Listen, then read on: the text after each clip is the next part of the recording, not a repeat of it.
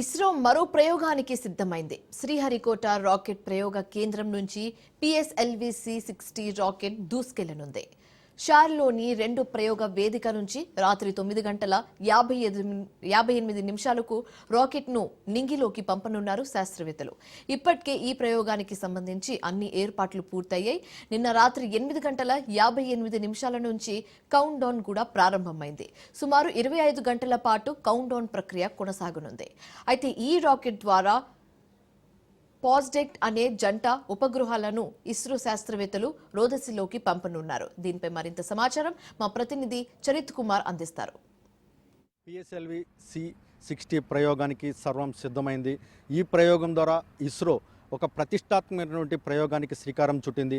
SpaDeX project ప్రయోగానికైతే ఈ వేదిక కానుంది. ఈరోజు ఏదైతే నిన్న రాత్రి 8:58 ప్రారంభమైనటువంటి కౌంటం 25 గంటల పాటు నిర్విరామం కొనసాగి నేటి రాత్రి 9:55 నింగిలోకి తీసుకెళ్లనుంది PSLV-C60 వాహక నౌక. అయితే ఈ ప్రయోగం ద్వారా ఏదైతే ఈ స్పేడెక్స్ ప్రాజెక్టు ఈ ప్రయోగం ద్వారా అయితే 2 ఉపగ్రహాలను నింగిలోకి పంపనున్నారు.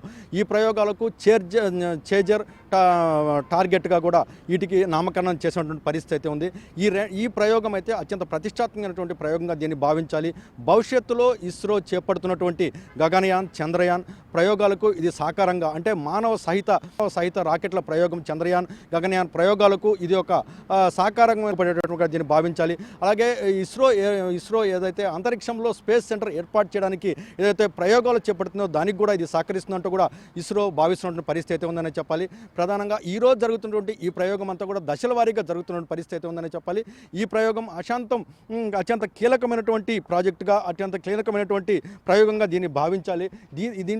ఇంట్లో ఉపయోగించినటువంటి ఏదైతే శాటిలైట్స్ ఉన్నాయో ఈ 2 శాటిలైట్స్ కూడా తొలిసారి డాకింగ్ అన్డాకింగ్ చేసే విధంగా కూడా శాటిలైట్లను రూపొందించారు.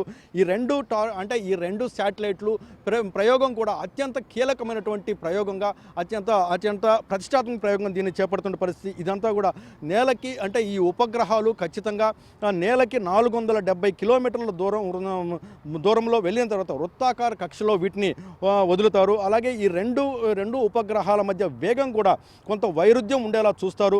ఫలితంగా కక్షలో పరిభ్రమించేటప్పుడు రెండింటి మధ్య దూరం మొదలవుతుంది. ఈ రెండు ఉపగ్రహాల మధ్య దూరం 20 కిలోమీటర్లు చేరుకున్న తర్వాత 2 ఉపగ్రహాల రాకెట్లను సమయానుకూలంగా కూడా మండిస్తారు. అయితే ఈ డాకింగ్ ప్రక్రియ అత్యంత కీలకమైనటువంటి ప్రక్రియగా దీన్ని అభివృద్ధించాల్సిన పరిస్థితి ఉందనే చెప్పాలి.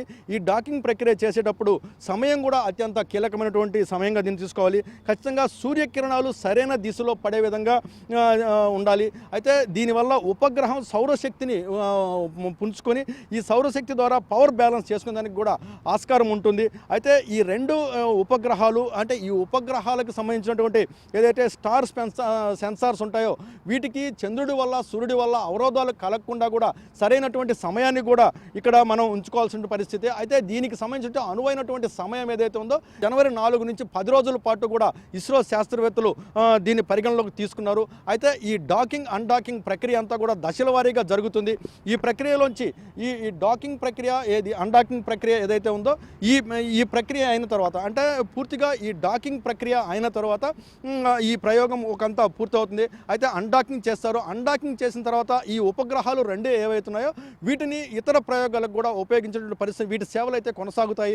భూమి ఉపరితల ఆవర్తనం, ఇలా వివిధ రకాలైనటువంటి సేవలకైతే 2 ఉపగ్రహాలు ఉపయోగపడతాయి. అయితే ఇక్కడ మరొక కీలకమైనటువంటి 24 పేలోడ్లను కూడా ఇక్కడ పంపిస్తున్నారు. ఈ పేలోడ్లన్నీ కూడా ఏదైతే వివిధ విద్యా సంస్థలకు సంబంధించినవి, అలాగే ప్రైవేట్ సంస్థలకు సంబంధించినటువంటి, అలాగే ఏదైతే ఇస్రోకి సంబంధించిన అనుబంధ సంస్థలకు సంబంధించి 24 పేలోడ్లు కూడా ఉంటున్న పరిస్థితి ఉంది. వీటి ద్వారా కూడా వివిధ రకాలైనటువంటి ప్రయోగాలు అంతరిక్షంలో చేయనుంది ఇస్రో.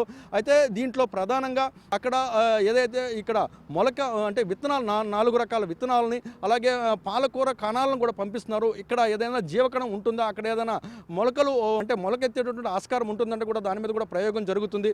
అయితే ఈ అన్నిటినీ కూడా ఈ ప్రయోగాలు, ప్రతిష్టాత్మక ప్రయోగాలన్నీ కూడా ఈరోజు PSLV-C60 వాహక నౌక విజయవంతంపై అయితే ఆధారపడి ఉంటాయి. ఖచ్చితంగా ఈ ప్రయోగం విజయవంతం అవ్వాలని కూడా యావత్ భారతదేశం కోరుకుంటున్న పరిస్థితి. కెమెరామన్ భరత్తో చరిత్ర కుమార్, రాజ్ న్యూస్, ఇస్రో నుండి.